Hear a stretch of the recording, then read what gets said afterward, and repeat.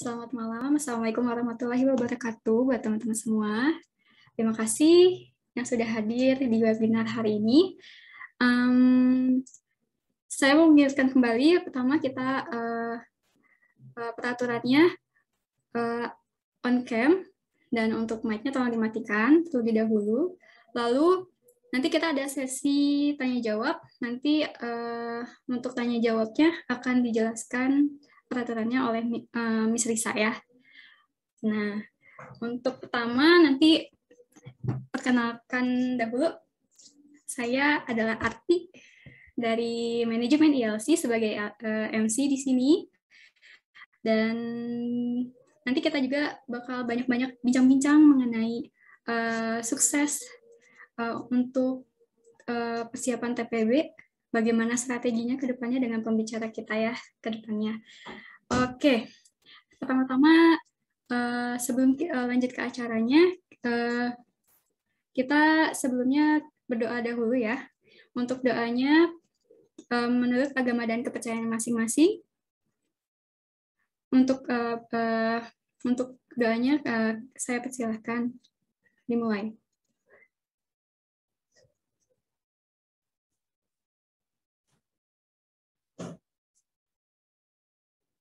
Selesai. Oke, sebelum ke acara, pertama sih saya mau tahu nih, ada perkenalan dulu mungkin ya. Saya ingin tahu nih sini siapa aja nih, dari mana nih, fakultas apa aja, atau dari jurusan mana aja. Terus apa aja sih sekarang, gimana sih pertama awal masuk TPB gitu, apalagi kan baru masuk gitu. Boleh sih kita perkenalan dulu aja ya. Di sini saya mau kenalan nih sama siapa ya? Mungkin dari Kang Alfitra ya? Enaknya panggil apa ya? Boleh? Kesan-kesannya awal masuk TPB gitu. Perkenalkan, nama saya Muhammad Alfitra Hasan. Ya. Biasa dipanggilnya Nanang. Oh, kenapa? Jauh sih. Okay. Karena saya dulu anak balap lah gitu, anak balap motor. Gitu. Terus kesan-kesan di TPB selama selama kurang lebih 3 minggu. Gimana ya? Pokoknya karena nggak gimana ya, maksudnya nggak biasa aja sih, bukan biasa aja sih gitu. Oh, jadi soalnya dulu juga kan waktu belajar buat UTBK juga kan kayak apa ya, maksudnya kayak lebih berat gitu. Dan sekarang alhamdulillah tugasnya ringan-ringan sih, jadi kayak belum kaget lah gitu. Oke. Masih siap lah ya buat kedepannya ya. Santai lah gitu. Masih semangat ya berarti ya. Oke, dari sini saya juga mau kenalan nih sama yang lain, boleh nggak sih? Siapa ya? Siapa ya di sini? Ada Teh Dina. Siapa ya Teh Dina? Boleh nggak kenalan dulu? Nggak apa-apa sih kalau misalnya nggak on cam juga gitu. Tapi kalau boleh on cam gitu, jadi kita kenalan.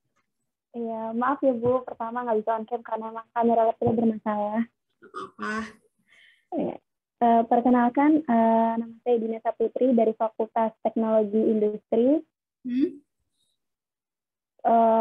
Awal-awal di TPB masih belum banyak tugas sih, jadi masih bisa santai Bu. Masih bisa lah ya buat ngadepin ya buat kedepannya kayak gimana. Oke. Hebat, semangat terus ya Teh Dina. Oke, nah selanjutnya nih, sebelum kita lanjut ke acara selanjutnya nih, buat ketemu sama pemateri kita gitu ya, buat sharing-sharing selanjutnya, kita ada ice breaking dulu mungkin. Nah, untuk meregangkan otak dulu mungkin ya, ice breakingnya sebelumnya. Jadi kitanya buat biar siap gitu untuk menerima materi-materi dari Kang Farel, oke? Dan sekarang kita ice breaking dulu ya. Oke.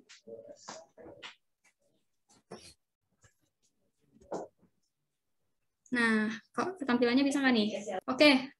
Kalau misalnya masih sama nggak di sana? Udah tampilannya kayak gini belum? Udah, Kak.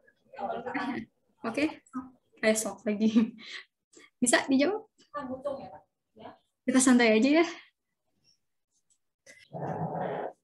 Ayo, anak ITB harus tahu nih. Nah, siapa yang jawab 3 Juli? Ada nggak? Selanjutnya,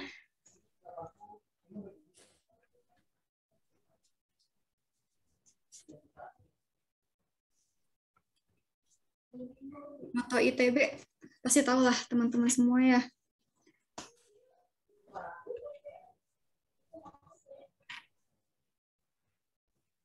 Ada yang jawabnya benar nggak nih? In harmonia progressio SIPA.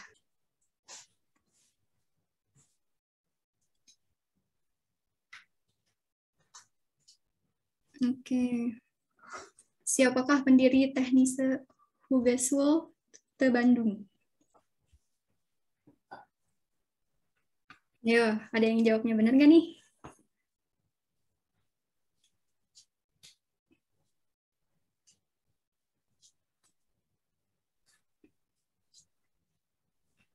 Siapa presiden pertama Indonesia? Ayo, ada yang benar? Wah, yang jawab teknik sipil siapa nih?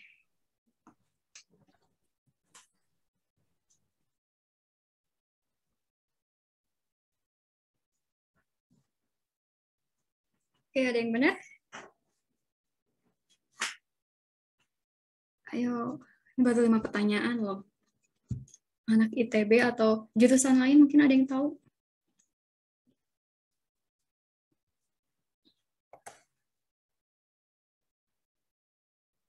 Dia di sini ada anak yang lain selain ITB bukan ya? Dari jurusan apa?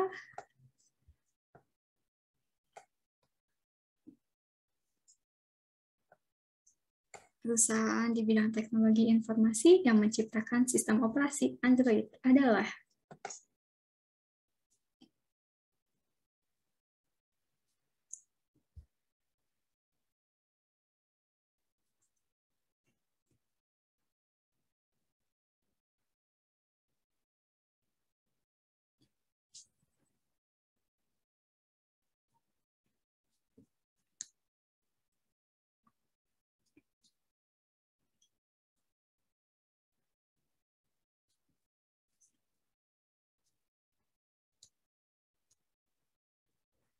Oke. Jawabannya James Watt ya, penemu mesin uap.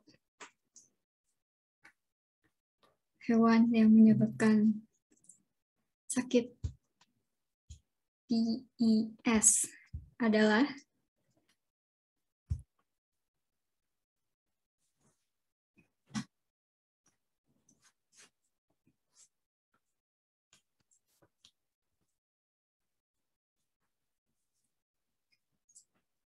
tikus. Siapa yang jawab tikus? Ayo.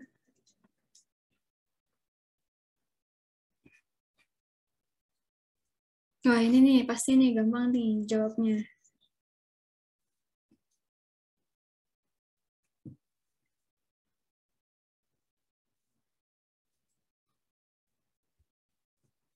Oke, satu pertanyaan terakhir.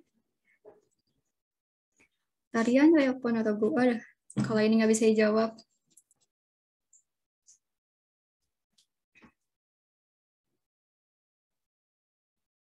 Oke. Kita lihat ya hasilnya. Siapa ya yang paling banyak jawab dengan benar. Wah, Duan. Duan jawab 7, Alfitra 7, hebat. Firly 6. Yang lainnya hebat nih, bisa jawab pertanyaan-pertanyaannya. Selamat Duan, dapat hadiah door prize dari kami. Hadiahnya nanti ada free registration atau top up ya dari kami. Untuk selanjutnya mungkin nanti kita bakalan hubungi pemenangnya, oke? Selamat ya buat Kak Duan, Kang Duan ya. Oke. Oke, kita selanjutnya ke acara selanjutnya mungkin. Tapi sebelumnya kita tahu kan ya ini tuh webinar apa gitu. Kita juga udah tampung juga nih apa sih yang diinginkan oleh teman-teman semua perihal manajemen waktu, strategi sukses untuk TPB, bagaimana bisa dapat IP yang bagus kayak pemateri kita nanti yang satu ini. Dan untuk acara selanjutnya mungkin saya berikan kepada Miss Risa. Silakan Miss Risa. Oke, terima kasih banyak Miss Arti untuk pembukaannya, sudah mengawali kegiatan acara webinar ini dengan sangat interesting, karena kita udah tadi dibuat panas dulu gitu ya, otaknya buat mikir, ini benar-benar anak ITB nggak sih gitu. Soalnya itu kan sebenarnya pengetahuan-pengetahuan umum gitu ya, yang sebenarnya kalian bisa tahu juga gitu. Dan pengetahuan-pengetahuannya tentang seputar Indonesia lah, dan ya pengetahuan umum gitu ya. Oke, sebelum ke acara inti, mohon izin perkenalkan, saya Miss Risa, manajemen ILC juga. Di sini saya sebagai moderator yang akan memandu kegiatan acara webinar ini ke depannya. Oke, izinkan saya share screen dulu ya sebentar. Teman-teman udah bisa lihat share screen saya? Udah, Kak. Oke, kalau gitu. Nah, di acara webinar kali ini kita kedatangan pembicara yang sangat inspiring banget. Karena ini tuh salah satu mahasiswa berprestasi yang mendapat IP 4. Siapa sih yang nggak mau dapat IP 4 gitu ya, itu kayak IP sempurna banget gitu, apalagi anak ITB gitu, kayak emang bisa gitu. Soalnya pasti susah banget sih ya, kalau misalkan emang kayak saya ini mas saya ya, yang kayak orang awam gitu, IP 4, is it possible gitu. Nah, biar kalian tahu gitu gimana sih caranya biar bisa dapat IP 4 atau bisa nular gitu ya, kayak strateginya apa sih, terus kendala-kendala waktu pas TPB apa, terus apa aja sih yang perlu kalian persiapin gitu dari sekarang supaya kalian itu bisa lebih fokus gitu di masa TPB kalian ini gitu. Karena kan kalian belum penjurusan gitu ya, jadi jangan sampai kalian kelempar ke jurusan yang bukan kalian inginkan atau bukan passion kalian gitu. Jadi pertama-tama ini dia speaker inspiring kita, yaitu Farel. Farel ini berasal dari FTTM gitu. Biar nggak lama-lama lagi, kita langsung perkenalan aja ya. Halo Farel. Halo Miss. Oke, apa kabar Farel? Alhamdulillah baik. Baik ya, alhamdulillah. Intinya sih kita yang penting sehat-sehat aja gitu ya sekarang. Yang penting sehat, jadi kita bisa menjalankan aktivitas kita seperti seperti seharusnya. Oke, Farel udah siap untuk membawakan presentasi kali ini? Sudah Miss. Oke, langsung aja ya tanpa basa-basi lagi. Langsung aja dipersilahkan. Silahkan, Farel. Oke, selamat malam teman-teman semua. Mungkin di sini aku akan jelasin tentang strategi kuliah di masa TPB-ku waktu kemarin ya. Mungkin aku mau perkenalan terlebih dahulu. Mungkin bisa diganti slide-nya dulu, Miss. Mungkin aku mau kenalin dulu ya. Namaku Farel Reza Prakusya, NIM 1212101 dari Teknik Pertambangan 2020. Nah, di sini tuh aku alumni dari SMA Negeri 3 Semarang. Dulu aku masuk ITB itu lewat jalur SNMPTN dengan nilai rapot 89,88. Nah, waktu SMA dulu tuh aku masuk ITB FTTM tuh peringkat 3 dari dari 4 orang yang daftar ITB FTTM juga gitu. Jadi aku alhamdulillah bisa keterima lewat SNMPTN. Oke, mungkin lanjut ke slide selanjutnya, Miss. Nah, kenapa sih aku milih ITB? Nah, yang pertama tuh kan aku pengen nyari suasana baru karena di Semarang kan panas ya. Jadi aku pengen nyari suasana yang baru karena di Bandung tuh terkenal sejuk dan lebih enak aja kalau coba di kota Bandung gitu. Terus yang kedua, kenapa aku milih ITB juga karena ITB kan top 3 dari universitas yang paling diminati oleh siswa-siswa dari SMA kan ya. Terus kenapa ITB juga karena merupakan institut terbaik bangsa yang tekniknya tuh paling bagus di Indonesia gitu. Terus juga karena dapat pengalaman-pengalaman dari kakak kelas dari SMA aku juga karena dia juga jelasin kalau di ITB itu gimana gitu. Terus aku juga dapat penjelasan juga dari kakak kelasku dulu kalau di ITB itu khususnya di FTTM kayak gini gitu loh. Kayak FTTM tuh prospeknya menjanjikan di semua jurusan yang ada di FTTM gitu. Oke, mungkin lanjut ke slide selanjutnya. Nah, di sini di FTTM tuh belajar apa aja sih? Nah, di semester 1 pastinya di semua jurusan kan kecuali SBM ada kami itu belajar tentang matematika dasar, fisika dasar, kimia dasar. Nah, kalau di Mafiki kan hampir semua sama kan ya, kayak belajar tentang materi-materi yang ada di SMA tapi lebih diperdalam lagi. Kemudian kalau di pengantar sumber daya mineral atau bisa disebut PSDME itu belajar tentang pengantar tentang jurusan-jurusan yang ada di FTTM, terutama di geofisika, metalurgi, perminyakan, dan pertambangan. Jadi kayak tiap 3 minggu sekali itu pembelajarannya itu diganti-ganti gitu materinya. Misal 3 minggu pertama belajar tentang perminyakan, kemudian selanjutnya pertambangan, metalurgi, dan geofisika. Tapi ini masih dasar-dasarnya aja gitu. Kemudian kalau pengembangan komputasi pastinya belajar tentang dasar-dasar komputasi. Di sini FTTM itu menggunakan bahasa C++. Nah, di pengembangan komputasi ini tuh kita juga ada namanya tugas besar untuk membuat proyek tentang komputasi gitu. Dulu aku waktu pengembangan komputasi membuat program vending machine gitu.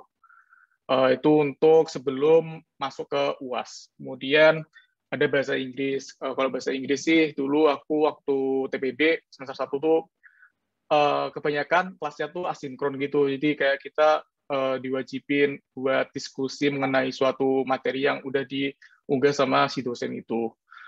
Kemudian kalau di semester 2 masih Mafiki juga tapi 2A semua. Kemudian kita juga belajar tentang TTKI atau tata tulis karya ilmiah.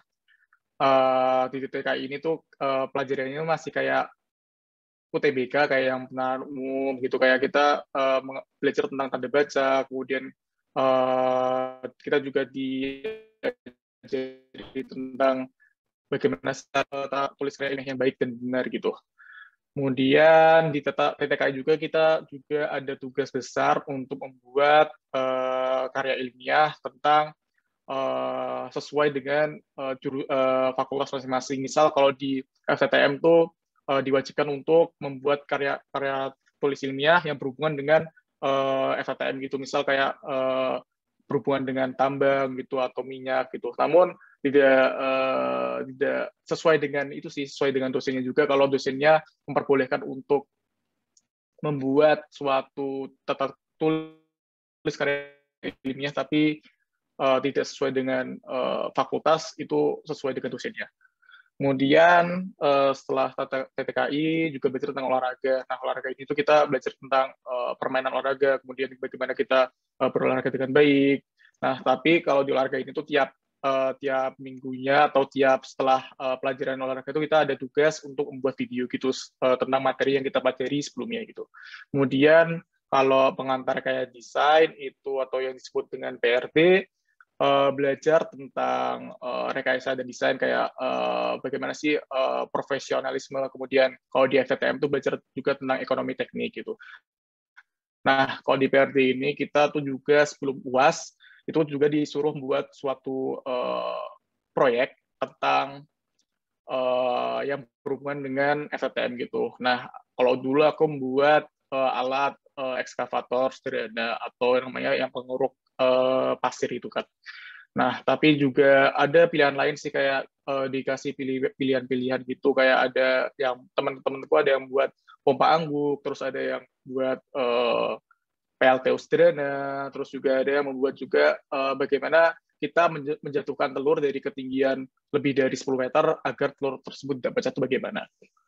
Di yang dipelajari di FTTM selama 2 semester tersebut tuh yang sudah saya jelaskan tadi. Mungkin lanjut ke slide selanjutnya. Nah, pengalaman TBB-ku tuh dulu kayak gimana sih? Pastinya aku waktu pertama kali masuk ITB, apalagi waktu pertama kali kuliah kan, pasti aku kayak shock gitu kan, kayak materinya lebih diperdalam lagi. Dan tapi kayak awal-awal masih bisalah ngikutin untuk pembelajaran yang dijalin oleh dosen tersebut. Namun semakin lama semakin itu ya jenuh gitu loh, kayak materi-materinya, aduh ini apaan sih, kayak susah banget untuk dipahamin gitu. Nah, tapi dengan mengatasi tersebut, aku juga pasti nyari teman-teman buat belajar bareng, biar sama-sama paham satu sama lain juga. Terus juga aku dulu sempat jadi tutor teman-teman, biar sebenarnya tutor tuh tutorial buat teman-temanku tuh kayak aku menguji juga bahwa materi yang aku pelajari itu benar-benar aku kuasain atau enggak gitu. Jadi walaupun biasanya aku juga nutor juga ada salah gitu, teman-temanku juga kayak ngoreksi gitu. Jadi sebenarnya tutor tuh kayak membantu kalian juga bagaimana caranya memahami materi tersebut gitu. Mungkin itu sih yang bisa aku ceritain selama TPB. Oh iya, dulu juga aku waktu semester 1 itu masih daring diri di rumah gitu kan. Terus waktu semester 2 aku daringnya tuh di Bandung gitu. Jadi lebih enak aja kalau daring di Bandung bisa belajar bareng secara langsung sama teman-teman yang ada di Bandung, walaupun nggak setiap hari belajar bareng gitu. Terus aku juga di Bandung tuh kan tinggalnya nggak di kosan gitu. Jadi aku tinggalnya di kontrakan sama teman-temanku yang dari daerah gitu. Jadi belajarnya bisa lebih efisien dan bisa ngoreksi satu sama lain gitu jika ada suatu masalah. Mungkin kayak gitu sih yang bisa aku jelasin. Mungkin lanjut ke slide selanjutnya aja. Nah, hambatan apa aja sih yang aku alamin selama TPB? Jadi hambatan yang aku alamin tuh kalau waktu semester 1 tuh koneksi internet sih. Nah, kenapa koneksi internet? Karena emang kalau di daerahku tuh masih jaringan nirkabelnya masih kurang stabil gitu. Jadi waktu kuliah tuh terkadang terputus di tengah-tengah, dan kadang juga susah untuk masuk ke Zoom atau ke MS Team gitu. Kemudian yang penting juga mood aku sih, soalnya aku kadang kayak ngerjain sesuatu tuh sesuai dengan mood aku gitu. Kayak misal aku ngerjain tugas gitu ya, kalau aku masih belum mood, ya aku nggak bisa ngerjain tugas tersebut. Jadi bagaimana caranya biar moodku bisa bagus sebelum memulai suatu pekerjaan gitu. Kemudian juga hambatannya tuh masalah waktu ya. Jadi tuh kalau di FTTM itu tuh belajarnya tuh kalau semester 1 dari Selasa sampai Kamis. Tapi hari Seninnya tuh praktikum dan Jumat tuh kosong. Nah, tapi Selasa sampai Kamis itu kayak padat banget itu dari jam 7 pagi sampai jam 4 sore, sampai ada yang sampai jam 5 sore gitu. Jadi kayak waktunya tuh nggak ada jeda istirahat. Istirahat tuh cuma jam 11 sampai jam 1 siang gitu doang. Nah, di situ aku tuh kayak awal-awal masih kurang bisa ngatur waktu bagaimana aku bisa belajar atau aku bisa main sama teman-teman biar nggak stres waktu TPB itu. Jadi yang masalahnya tuh waktu itu sih. Tapi waktu aku di Bandung semester 2 tuh udah mulai bisa mengatur lah waktu-waktu aku bagaimana biar bisa memanage waktu untuk belajar ataupun buat main gitu. Mungkin itu sih untuk hambatan selama TPB-ku. Oke, mungkin lanjut ke slide selanjutnya. Oke, kalau ngantuk, bosen, atau malas belajar tuh gimana sih? Kalau aku ya, aku tuh tipikal orang yang suka untuk menulis catatan dari dosen gitu, kayak dosen ngejelasin apa, aku tulis catatan yang penting yang bisa aku tulis gitu. Kemudian kalau aku ngantuk, aku biasanya kayak ngechat ke teman-temanku yang biasanya aku ajak belajar gitu. Guys, gimana sih ini materinya tadi gimana? Aku kurang paham nih. Jadi kayak diskusinya tuh kayak dari grup gitu, terus didiskusiin juga sama dosen gitu. Jadi kayak nyari kesibukan biar aku nggak ngantuk gitu. Terus kalau malas belajar tuh sebenarnya gimana ya? Sesuai dengan mood sih, karena aku juga kadang juga malas belajar karena lagi moodnya kurang bagus itu. Jadi kayak aku nyari suatu kesibukan untuk membuat aku jadi senang gitu. Kayak aku misal kayak dulu tuh aku waktu lagi malas belajar kayak motoran sendiri gitu, di keliling-keliling dari kota gitu. Jadi kayak apa sih yang buat kamu senang, kamu lakuin aja sebelum kamu belajar gitu. Jadi sebelum biar kalian nggak ngantuk, bosan atau malas belajar, itu kalian harus lakuin apa yang kamu senangi gitu. Mungkin itu, lanjut ke slide selanjutnya aja. Nah, pasti kalian bertanya-tanya kan, gimana sih cara dapetin IP 4? Yang penting tuh kok kalau dari aku ya, IP 4 tuh kamu tuh harus suka dulu sama apa yang kamu lakuin gitu. Kemudian setelah itu kalau kamu udah suka, kamu mencari tahu lebih lanjut apa yang kamu suka itu, dan kamu tulis hal-hal yang penting yang menurut kamu itu bisa menunjang kamu untuk belajar ke depannya. Selain itu kamu juga harus baca materi-materi yang udah dikasih sama dosen. Kayak misalkan dosen kan juga ngasih PPT perkuliahan gitu kan ya. Nah itu sebisa mungkin kamu baca lagi dan kamu bisa tulis di catatan gitu, karena kalau kamu nulis tuh bisa itu ya mengingat lagi apa yang udah kamu baca, dan kedepannya pasti lebih ingat lagi gitu yang apa yang kamu dapetin sebelumnya gitu. Kemudian nggak lupa aku juga tetap main sama teman-teman biar lebih fresh gitu kan otaknya, biar nggak selalu belajar terus. Kemudian selain itu juga itu yang aku bilang sebelumnya, cari temen buat belajar bareng biar ada semangat buat belajar dan saling mengingatkan satu sama lain. Kalau misal kamu lagi demot atau lagi males-malesan, pasti ada teman-temanmu juga yang menyemangati gitu. Rel, ayo belajar gitu. Nah, kalau dari situ tuh kayak aku langsung kayak, misalkan aku punya teman buat belajar gitu kan, yang dikontrakan gitu, kayak misal aku lagi males banget belajar, tiba-tiba temanku ngajak ngetok kamarku, ayo Rel belajar bareng, ngerjain soal tutorial kalkulus atau fisika dasar gitu. Nah itu kayak aku langsung, aduh kok temanku aja semangat untuk belajar, aku masuk nggak mau semangat buat belajar kayak teman-temanku itu. Nah di situ kayak kamu tuh langsung tergugah semangatnya untuk belajar gitu.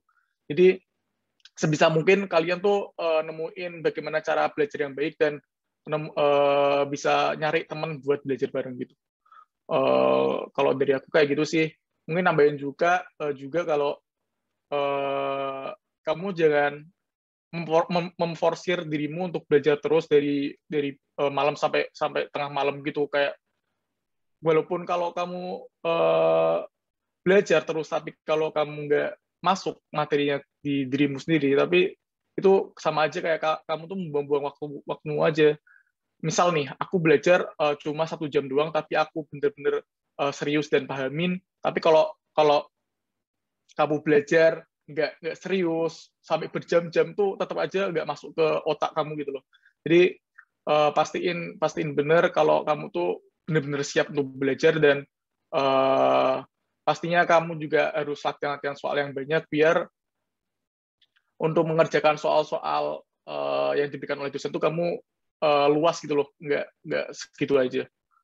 Mungkin kayak gitu sih kalau yang pengalamanku dulu waktu semester 2 untuk dapetin IP 4. Oke, mungkin lanjut ke slide selanjutnya. Nah, sistem UTS TPB 2020 itu kayak gimana sih? Jadi itu kalau pas tahunku ya, kalau kayak matematika, fisika, kimia tuh pilihan ganda sama isian, dan itu nggak bisa balik ke soal sebelumnya. Jadi kalau kamu ngerjain soal itu ya udah nggak bisa, ya udah apapun yang kamu kerjain itu harus diisi gitu langsung ke soal selanjutnya. Jadi kalian kalau misalnya udah sampai nomor 20 mau koreksi lagi ke nomor 1 gitu nggak bisa. Jadi harus bener-bener pastiin jawaban kalian tuh bener atau enggak gitu. Terus kalau kayak bahasa Inggris gitu, UTS UASnya kita kayak ngeresum suatu permasalahan yang udah dikasih topiknya oleh si dosen itu. Jadi kayak kita ngeresum sampai berapa ya? 120 kata atau 100 kata gitu. Jadi kalau bahasa Inggris sih harusnya aman sih. Kebanyakan dosen auto A kalau bahasa Inggris. Kemudian kalau PSDME. Nah, kalau PSDME itu pas zamanku, kalau FTM itu pilihan ganda juga, tapi bisa dibolak-balik soalnya karena sistemnya tuh pakai Google Form gitu. Jadi kalian pasti bisa scroll soal-soal awal sampai akhir gitu. Nah, tapi kalau PSDM itu cuma waktunya dikasih 1 jam doang, tapi soalnya 60. Itu waktu UTS dan waktu UAS. Kalau PSDM waktu itu aku 80 soal 60 menit. Jadi emang agak nggak masuk akal sih 80 soal 60 menit. Kalau pengenalan selanjutnya komputasi ya, pengenalan komputasi. Kalau pengenalan komputasi sih ngerjainnya isian singkat semua, tapi kayak cuma 5 soal. 3 soalnya itu kayak materi-materi kayak design thinking gitu, kayak materi biasa. Terus kalau 2 soalnya itu kita ada suatu permasalahan, kita suruh buat program dan program tersebut kita copy paste dari, kalau di FTTM kan menggunakan bahasa C++, aku pakai aplikasinya Dev C++ kan. Aku ngerjain di Dev C++ dulu, terus aku copy, terus aku paste di deskripsi box yang udah ada disediakan tersebut. Kalau dari komputasi kayak gitu, kalau semester 2, mafikinya masih sama, pilihan ganda dan isian singkat, nggak bisa dibolak-balik. Terus kalau olahraga tuh kalau dulu aku pakainya EduNext, dan itu pilihan ganda juga. Soalnya berapa ya? 50 soal, 60 menit juga. Itu bisa sih kekejar kalau olahraga. Jadi kayak materinya sama sih kayak waktu SMA. Kalau olahraga tuh paling ditambah-tambahin kayak apa ya? Itu sih cara berolahraga dengan baik itu gimana, terus kayak cedera tuh kayak gimana kayak gitu. Mungkin kalau olahraga, kalau kalian ngerjain tugas-tugas video yang disuruh itu tepat waktu dan nggak ada masalah dengan dosen, aku rasa aman sih kalau kalian ngikutin apa yang diarahin sama dosen buat indeksnya. Kemudian kalau TTKI sih, selain tadi yang udah aku jelasin, ada tugas besar buat tata tulis karya ilmiah, waktu UTS itu juga soalnya pilihan ganda tapi nggak bisa dibolak-balik. Itu materinya kayak yang aku pelajarin waktu belajar UTBK, walaupun aku nggak ikut UTBK ya, kayak penalaran umum, terus baca menulis, itu kayak gitu sih. Jadi kayak lebih memahami bagaimana apakah kalimat ini sesuai dengan kaidah kebahasaan Indonesia yang benar, baik dan benar, kayak gitu sih. Jadi kalau TTK itu sebenarnya apa ya, sesuai, walaupun banyak kemungkinan yang mungkin dari jawaban tersebut pasti ada jawaban yang benar gitu loh, kayak kalian harus banget berpikir kritis, ini apakah jawaban yang benar atau salah gitu. Kemudian kalau waktu UTS, waktu UAS sama sih kayak gitu juga, tapi materinya lebih banyak juga karena materi UAS-nya tuh enggak materi setelah UTS doang, tapi dari materi sebelum materi UTS tambah materi setelah UTS gitu, jadi kayak lebih banyak gitu. Terus kalau PRD itu setiap fakultas beda-beda ya. Kalau fakultasku FTTM itu soalnya mirip sama tahun-tahun sebelumnya. Jadi kayak kalian minta aja ke cutting kalian kayak Kak, minta dong soal-soal UTS atau UAS PRD kalian gitu. Jadi kayak kalau PRD PSDM itu soal-soalnya mirip sama soal-soal sebelumnya gitu. Kalau PRD mungkin itu sih sama pilihan ganda juga ke PSDM, tapi bisa dibolak-balik. Terus PRD-nya kalau di FTTM itu ada ekonomi teknik, itu kita kayak menghitung bunga majemuk kayak gitu. Terus kalau yang tak lihat dari teman-temanku yang FTSL itu materinya hampir sama sih, tapi dia lebih banyak ke hitung-hitungan kayak ke fisika dasar gitu, kayak dia lebih menghitung ke fisika gitu, kayak lebih soalnya lebih banyak ke situ. Dan dia kalau di FTSL tuh ada soal esainya.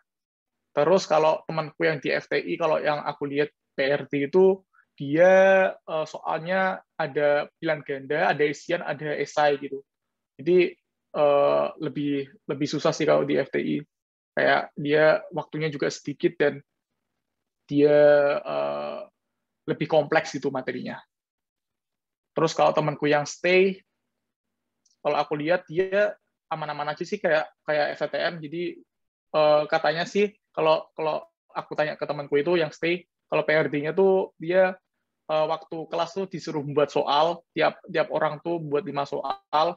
Nah, katanya waktu UAS atau waktu UTS tuh soal-soal yang dibuat sama mahasiswa tersebut yang digunakan buat materi UAS atau UTS gitu. Jadi kata temanku aman lah kalau PRD stay itu. Mungkin yang aku tahu kayak gitu sih UTS TPB yang 2020. Oke, mungkin lanjut ke slide selanjutnya.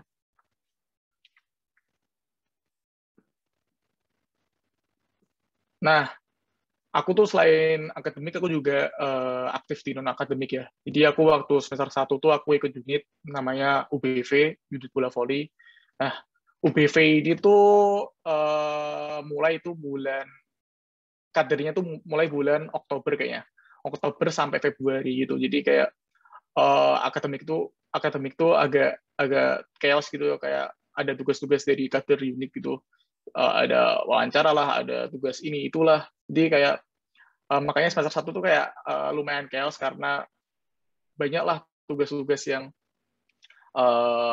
sangat menumpuk dan praktikum juga, jadi semakin chaos juga kalau semester 1. Tapi walaupun itu aku juga bisa lah ngatur waktunya walaupun kekesahan tersebut. Jadi non akademikku waktu semester 1 tuh aku ikut itu sih unit UPV itu, kemudian juga aku nyoba buat daftar AMI, terus aku alhamdulillah keterima di divisi produksi. AMI itu tuh aku mulai dari bulan Oktober sampai Maret kayaknya. Kemudian semester 1 aku cuma itu doang, kemudian lantik semester 2 buat unitku. Habis lantik, oh ya, aku selain itu aku juga daftar kepengurusan Badan Pengurus Angkatan dari FTTM. Aku jadi staf divisi lapangan FTTM 2020. Kemudian aku juga waktu semester 2 aku daftar mentor OSKM 2021, juga daftar staf Wisjul 2021. Kemudian juga aku daftar staf juga di unitku jadi staf divisi internal unit bola voli ITB.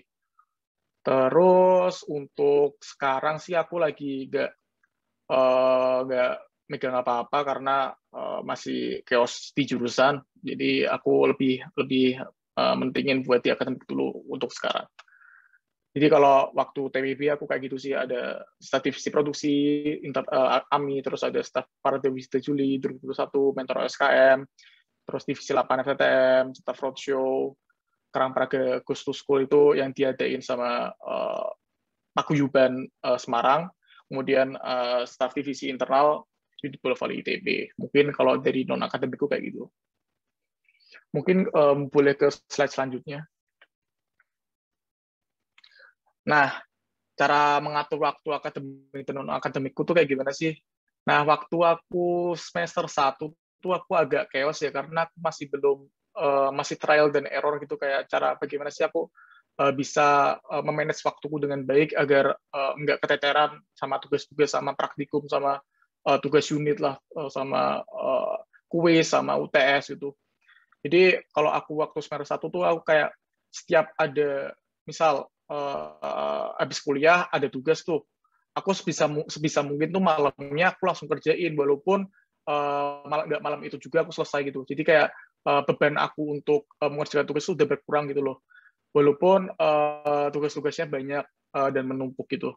Jadi kalau saran dari aku sih itu sih, jangan jadi orang deadlineer terhadap tugas-tugas. Jadi kalian harus ngerjain tugas tuh setelah dikasih tugas langsung kerjain, biar nggak mepet-mepet. Dan biasanya kalau mepet-mepet gitu tuh biasanya makin banyak tugas yang numpuk gitu, dan kamu semakin chaos dan pasti semakin nggak mood buat ngerjain tugas tersebut gitu. Terus selain itu, biar bisa ngatur akademik dan non-akademik, mungkin itu komunikasi dengan teman-teman kalian. Jadi kayak saling sharing ke teman-teman kalian. Guys, kalian gimana sih cara ngatur waktunya? Aku masih kurang bisa ngatur nih. Aku juga dulu kayak gitu sih. Kayak aku tanya, sebenarnya aku sebelumnya tuh nggak orang yang selalu ngerjain tugas tuh habis kerjain tugas langsung aku kerjain gitu. Tapi aku ngerjain tugas kayak 1 hari setelah dikasih aku baru tak kerjain gitu. Tapi karena aku tanya ke teman-temanku, kalian gimana sih kok bisa nggak chaos saat kuliah dan ada tugas unit dan non akademik yang kalian kerjain gitu. Jadi kalau menurutku tanya-tanya ke teman kalian biar bisa tahu apa sih cara biar bisa ngatur waktu dengan baik. Kalau dari aku saranku yang itu ngerjain tugas setelah dikasih tugas sama dosen. Jadi biar nggak numpuk satu sama lain tugas-tugas lainnya. Karena pastinya tugasnya ini kan masih minggu ketiga ya, masih belum terlalu chaos. Kalau minggu depan kayaknya udah mulai chaos ya, karena udah ada mulai praktikum dan praktikumnya tuh 2 kali karena ada, oh ya belum ya, kayaknya belum sih, kayaknya masih fisika sama pengkom doang ya. Nah kalau kayak gitu sih, kalau dulu aku pernah praktikum tuh sehari langsung 2 kali, paginya praktikum fisika, siangnya pengkom gitu, jadi kayak belajarnya agak susah gitu. Terus kan kalau praktikum kayak gitu kan ada tugas pendahuluan juga. Nah, kalau tugas pendahuluan gitu kayak dikasihnya kan 3 hari sebelum praktikum. Nah, kalau udah dikasih tugas pendahuluan, sebisa mungkin langsung kamu kerjain, biar nggak numpuk tugasnya sebelum praktikum tersebut. Jadi kayak ada temanku kontrakan. Nah, dia tuh kayak malas-malasan gitu ngerjain tugas pendahuluan. Jadi dia ngerjainnya tuh hamin 1 jam, jamin 1 praktikum itu dimulai. Jadi kayak dia chaos sendiri gitu. Padahal udah aku ingetin biar kerjain sebelum hari praktikum itu dimulai gitu. Mungkin kalau dari aku cara ngaturnya gitu sih. Oke, terima kasih banyak ya Farel atas tips-tipsnya, atas sharingnya, sangat insightful banget. Nah, kali aja nih di antara teman-teman ada yang mau tanya, boleh bertanya ya. Kita buka sesi Q&A. Formatnya, kalian bisa tanya aja di chat box ya, nggak apa-apa. Tanya di chat box, formatnya, ini saya ketik ya, bentar. Formatnya, nama, terus asal fakultas, lalu juga asal kampus, dan pertanyaannya apa.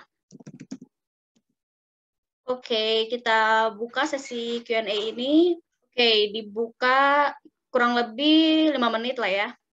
Atau ya kurang lebih 5 menit lah, coba kita tunggu nih.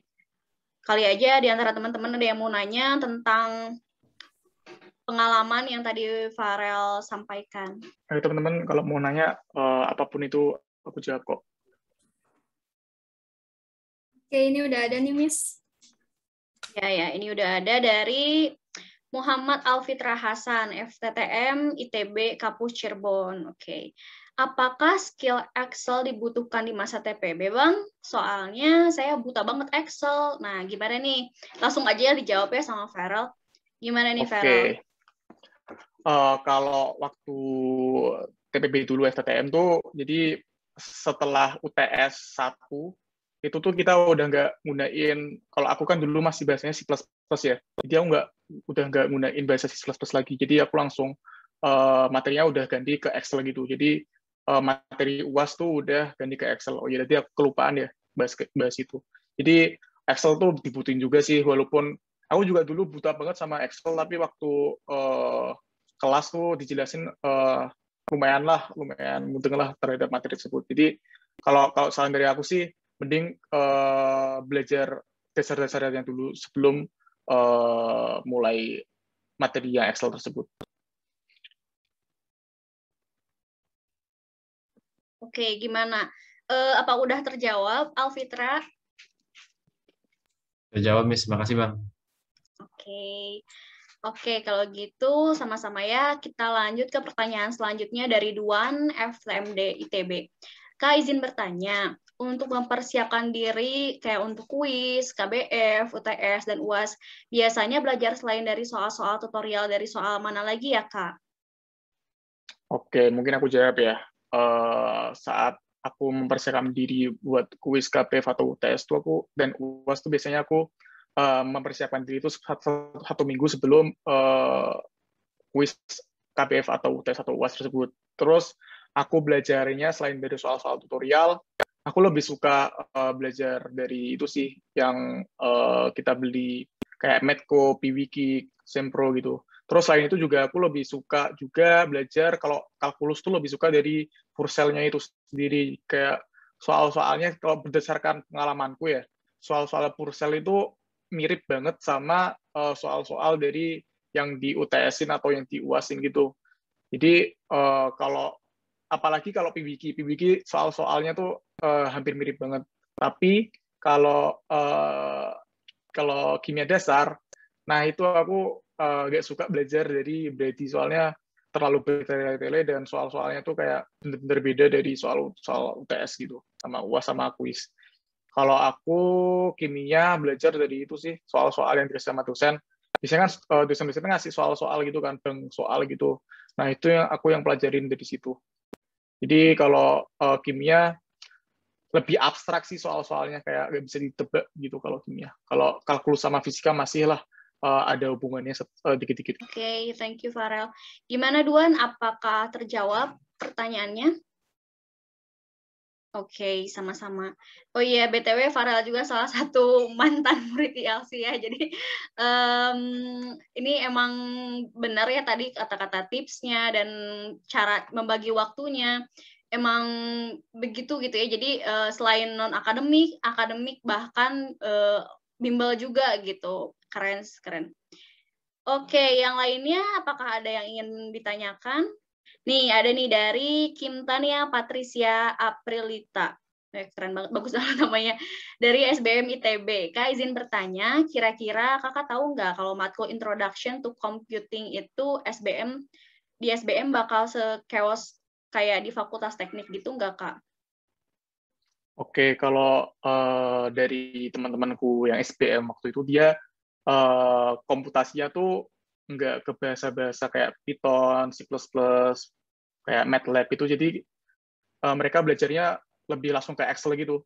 Jadi praktikumnya juga tentang Excel, terus tugas-tugasnya tentang Excel juga. Jadi kalau di SBM lebih gampang sih karena nggak berhubungan dengan komputasi yang dengan bahasa Python atau C++, MATLAB gitu. Jadi lebih familiar aja kalau yang SBM karena menggunakan Excel langsung. Tapi nggak tahu ya kalau tahun ini bagaimana. Kalau tahun kemarin kayak gitu sih. Jadi langsung ke Excel gitu. Oke. Gimana Kim Tania, apa udah terjawab pertanyaannya? Kira-kira menjawab nggak? Oke, thank you ya.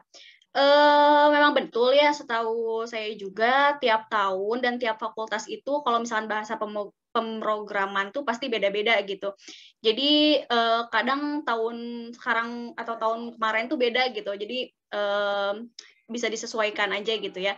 Dan kalian juga bisa minta bantuan ke tutor-tutor ILC karena beberapa tutor-tutor ILC juga bisa gitu mengajar beberapa bahasa pemrograman kayak tadi yang tadi dibilang C++, Python, terus R language kadang ada juga gitu. Oke, kalau gitu terima kasih banyak untuk Farel, insightful banget materinya, sharingnya. Jadi kita tahu ya apa aja sih yang perlu kita lakuin, kita persiapkan di masa TPB ini supaya kita juga bisa sukses gitu TPB-nya dan kita bisa dapat jurusan apa yang kita inginkan gitu, yang kita passionate. Oke, lanjut kalau gitu di sini saya ingin memberikan overview sedikit ya mengenai ILC sendiri. Nah, ini dia Excelsis Learning Center. Ini sneak peek dulu aja gitu ya, overview pengenalan mengenai ILC sendiri itu apa sih gitu. Oke, nah jadi apa sih ILC itu? Nah, ILC atau Excelsis Learning Center adalah bimbel yang qualified di Indonesia. Jadi kita itu didirikan oleh cutting-cutting atau oleh alumni yang berasal dari universitas ternama seperti dari ITB dan Universitas Indonesia.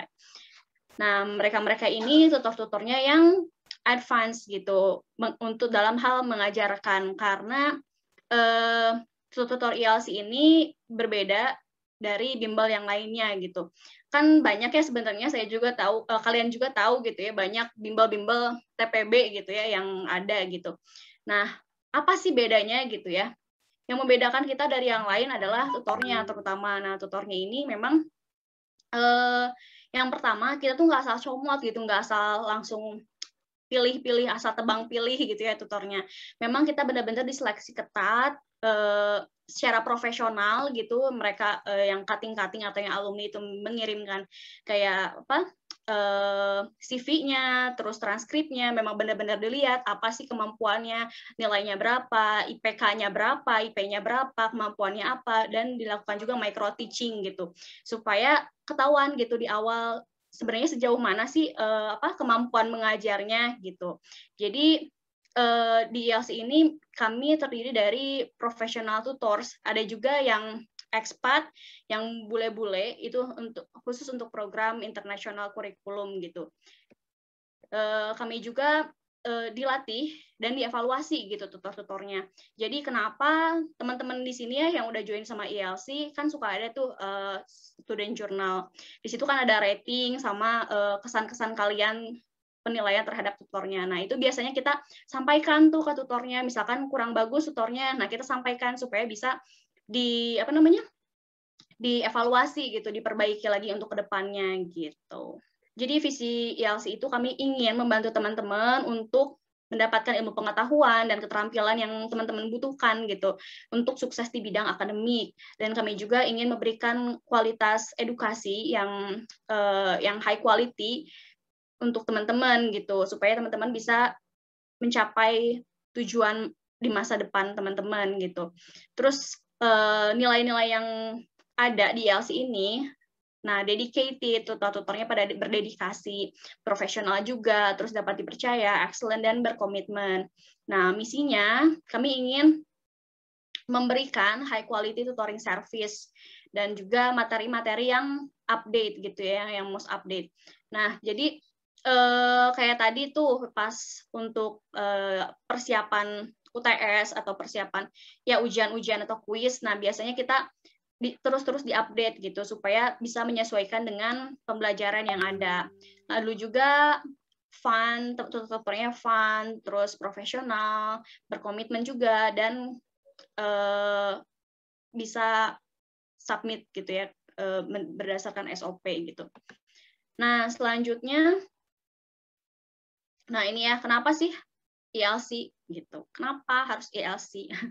Karena kita itu broad network to update learning material. Nah, tadi saya bilang ya, materinya selalu diupdate, terus deliver the best teaching method juga.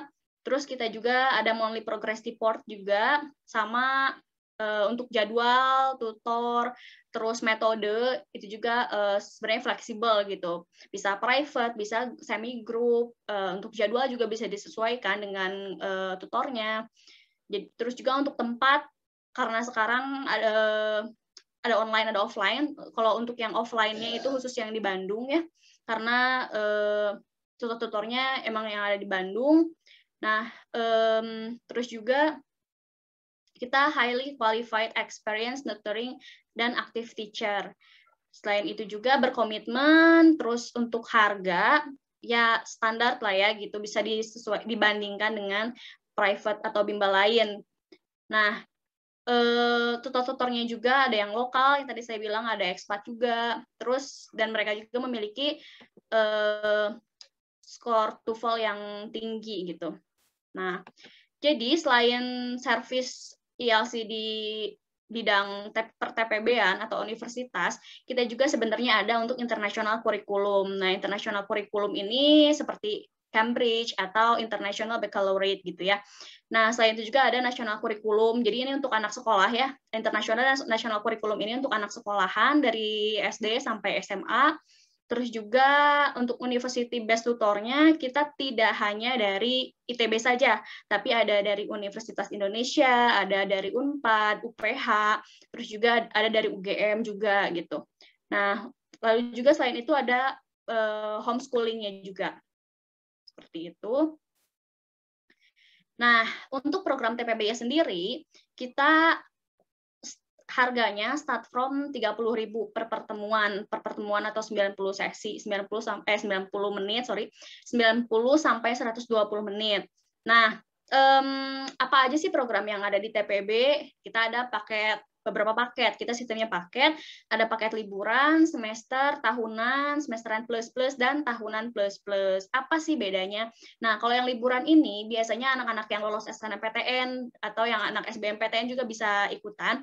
Nah, biasanya ini untuk lebih ke persiapan TPB gitu. Jadi biar nggak kaget banget apa sih yang perlu dipelajari atau apa sih yang perlu diperkuat gitu ya konsepnya yang akan konsep-konsep pada saat SMA yang terpakai di masa TPB atau masa perkuliahan. Nah, itu ada penguatan-penguatan lagi gitu. Jadi supaya nggak kaget, supaya lebih udah tahu duluan juga gitu, udah belajar duluan juga apa aja yang perlu dipelajari di masa TPB. Terus juga ada paket semester, paket tahunan, itu biasa ya. Dan ada juga semesteran plus-plus dan tahunan plus-plus.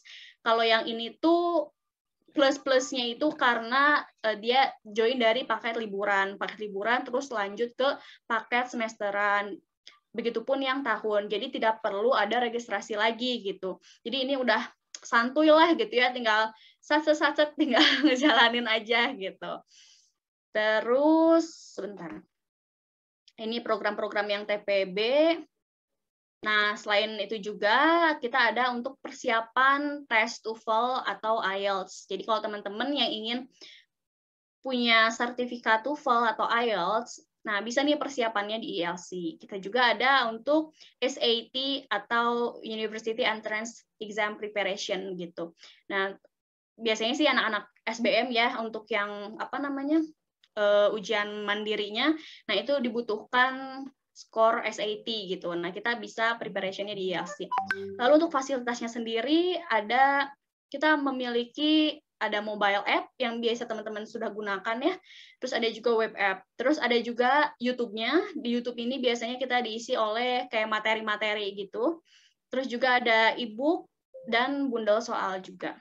Nah, ini beberapa testimonial dari murid-murid IELTS. Ini dari homeschooling, ada dari anak 2020 juga, anak FMIPA, sama IP-nya 4, dan juga anak internasional kurikulum juga. Setelah aku masuk IELTS. Nah, ini ada cuplikan dari anak SBM ITB 2019 yang dapat IP 4 juga. Alhamdulillah banget, IP aku tuh naik banget, dan bisa dapat hasil yang memuaskan menurut aku. Itu aku bisa dapat IP 4. Aku yang pasti belajar, dan juga selain belajar akademik, aku juga belajar untuk memanage waktu aku dengan baik. Karena kalau masalah belajar, sebenarnya aku nggak ada metode khusus dalam belajar. Cuman yang aku sempat mention tadi, kalau misalnya aku mau materi di kelas, setelah kuliah tuh aku bakal belajar sendiri sampai akhirnya aku ngerti, dan tentunya dibantu sama tutor IELTS. Terus selain itu juga aku punya motivasi, yaitu aku pengen ngebanggain orang tua aku juga, karena mereka udah provide aku kuliah, bimbel, dan segala macam. Jadi aku merasa aku pengen tanggung jawab untuk ngasih nilai yang bagus ke orang tua aku.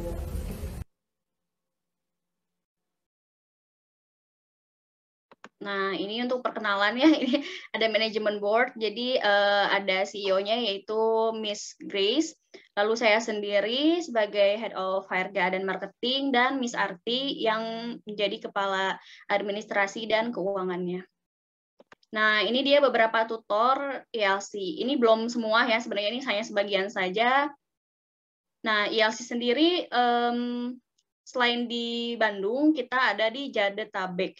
Nah, biasanya sih yang diprioritaskan kalau untuk yang Bandung dan Jabodetabek boleh offline ya. Kalau misalkan udah PPKM-nya selesai gitu ya, udah aman gitu. Dan untuk seluruh kota bisa online learning.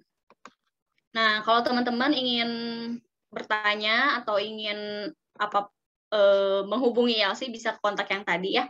Jangan lupa di-follow, di-subscribe YouTube-nya. Gitu. Nah, ini ada kutipan dari Barack Obama, katanya change will not come if we wait for some other person or some other time. We are the ones we have been waiting for. We are the change that we seek. Nah, jadi kalau perubahan itu jangan nunggu orang atau nunggu waktunya dulu gitu, tapi cobalah kita berubah gitu ya. Karena perubahan itu ada di dalam diri kita sendiri gitu. Intinya sih gitu.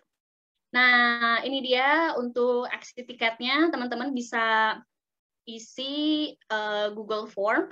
Ini itu untuk attendance list-nya. Nah, hati-hati ya pada saat pengisian attendance list, karena nanti langsung automatically sertifikat peserta itu akan terkirim ke email teman-teman. Jadi, perhatikan jangan sampai typo, penulisan namanya juga, nama lengkap, supaya nanti tidak ada kesalahan gitu ya dalam pengisian atau input data untuk sertifikat peserta, teman-teman. Oke, mungkin saya langsung kembalikan aja ya ke Miss Arti. Miss Arti, silahkan. Saya akan chat di ini ya untuk tadi exit ticketnya. Ya, terima kasih Miss Risa untuk materi hari ini, dan terima kasih juga untuk Kang Farel yang sudah memberikan materi yang sudah membuka mata buat teman-teman semuanya, gimana sih buat menghadapi TPB ke depannya. Semoga bermanfaat. Dan untuk teman-teman semuanya yang udah hadir, jangan lupa isi data dirinya untuk mendapatkan sertifikat dari ILC. Dan sebelum kita pamit, boleh teman-teman nyalain on cam-nya dulu. Jadi kita foto dulu. Oke, yang ada 2 aja ya. Sebentar ya. Boleh senyum semuanya. Siap. 1, 2, 3. Oke, terima kasih. Iya, buat teman-teman semuanya, terima kasih yang sudah hadir di acara hari ini. Semoga materi hari ini atau sharing-sharing hari ini bermanfaat buat teman-teman semuanya sekali lagi. Dan semoga kita bisa silaturahmi lagi di lain waktu. Dan semuanya bisa sehat-sehat selalu ya buat di masa sekarang tuh. Dan iya Miss, ya? Ada satu lagi. Kalau boleh nanti teman-teman juga bisa ikut sama-sama screenshot layarnya, terus mungkin bisa dijadiin story langsung, terus dengan caption hal-hal yang udah teman-teman dapatkan dari webinar kali ini. Boleh juga, boleh banget malah. Terus jangan lupa di mention atau di tag ILC, IG ILC. Oke, thank you teman-teman. Terima kasih buat teman-temannya. Saya sih ada slogan atau kata-kata dari ILC untuk teman-teman semuanya, be excellent in your study with ILC ya. Oke, terima kasih semuanya. Selamat malam. Wassalamualaikum warahmatullahi wabarakatuh. Waalaikumsalam warahmatullahi wabarakatuh. See you. Bye.